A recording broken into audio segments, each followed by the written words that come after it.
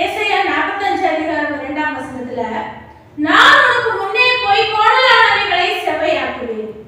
நாம பாத்தீங்கன்னா அநேக காரியங்களுக்காக போவோம். இந்த காரியம் நடக்குமா, இது நம்மளுக்கு ஆசீர்வாதமானதா இருக்குமா, இது நம்மளுக்கு பிரயோஜனமா இருக்குமான்னு ஒரு என்ன சொல்லலாம், ஒரு விசுவாசம் இல்லாதவர்களாய் நம்ம கடந்து போவோம்.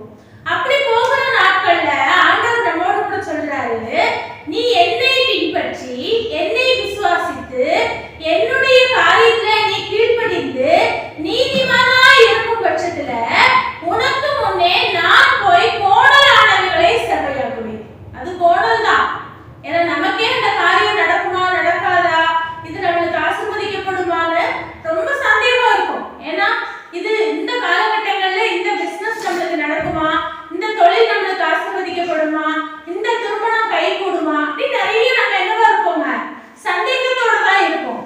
ஆனா ஆண்டவர் சொல்லுகிறார், நீ என்னுடைய பிள்ளையா இருந்து என்னை விசுவாசித்து நான் சொன்ன கட்டளைகளின்படி கை கொண்டு நீ நடக்கிறவனாய் இருந்தால் நிச்சயமாய் அது கோணலானவைகளாய் இருந்தாலும், நடக்காத காரியம் என்று நீ விசுவாசிக்கிற விஷயங்களா இருந்தாலும் அதை நிச்சயமாய் நான் ஆசீர்வதிப்பேன்.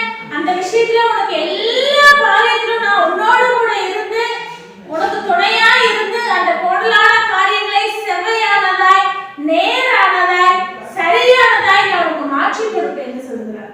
அப்ப நாம செய்ய வேண்டிய காரியம் பார்த்தீங்கன்னா பெரிய யுத்தங்களோ பெரிய பிரச்சனைகளோ பெரிய தியாகங்களோ செய்ய வேண்டாம். தேவனுடைய வார்த்தைக்கு செவி கொடுக்கிறவர்களாய் உண்மை உள்ளவர்களாய் நம்ம காணப்படும் போது நிச்சயமாகவே